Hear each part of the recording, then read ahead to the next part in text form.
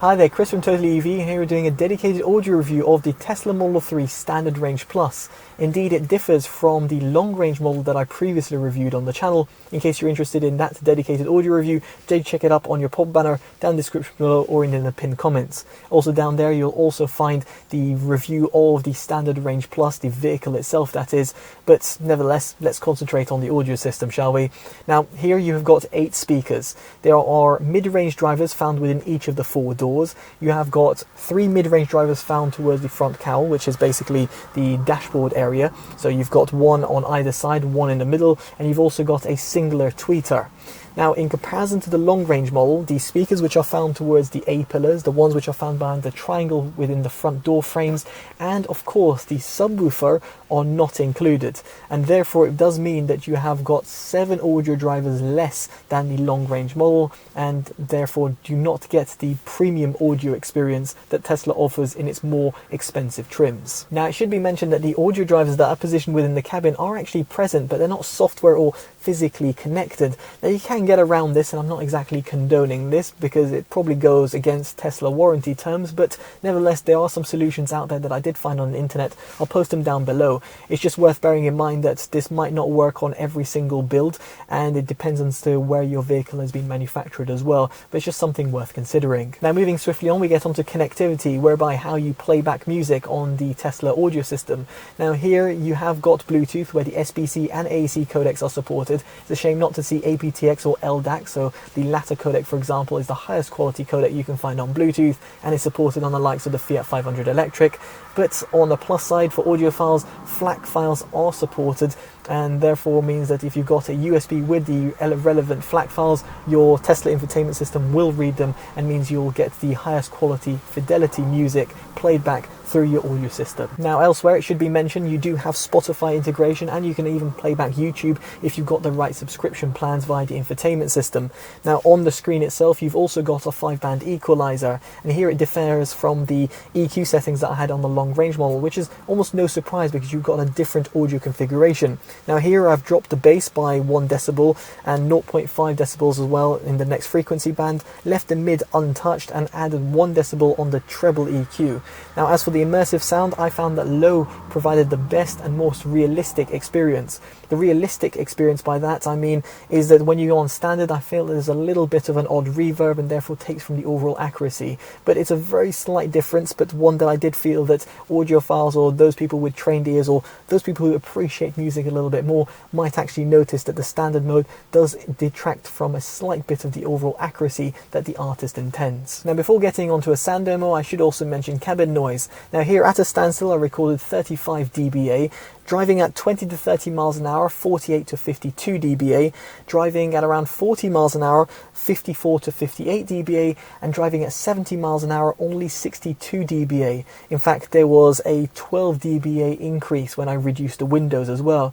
This just shows how good the overall cabin insulation is, and even though you hear a little bit of wind deflecting off the A-pillars and can hear a little bit of road noise creeping in from the tires if you're on rougher terrain, the overall cabin noise is really kept to a minimal, and here Tesla should really be commended for the overall low cabin noise that you get. So now we get onto the sound demo. I do appreciate it's going to be compressed on YouTube and not quite ideal, but nevertheless it'll give you a slight little taster. I'll be placing the camera and microphone in 4 separate locations and playing back Priya J's song, which is called Falling. You can hear it for yourself or indeed buy it if you want. It'll be down in the description below. You should hide, then learn how to fly.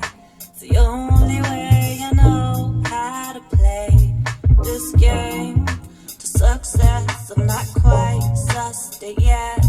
When I reach the brink, don't stop to think. I always think, and now thing is my imagination is constantly racing 1,000 miles ahead. I'm living in my own mind, but it's floating. I'm always hoping.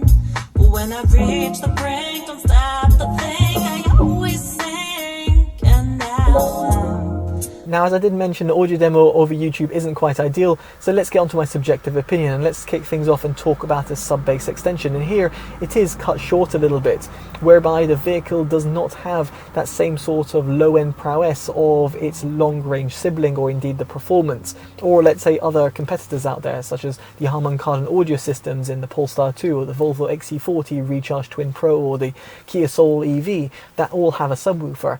Indeed, here the Standard Range Plus does feel a little bit cut short in that department. Now, on the flip side, the mid-bass is pretty much comparable to its long-range sibling.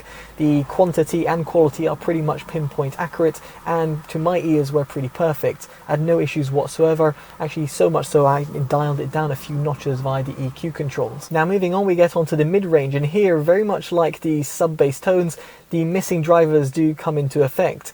The mid-range drivers that would be found towards the top of the A-pillars and towards the rear passer shelf are missing on the Standard Range Plus, and as a result means that the mid-range does feel a little bit more subdued.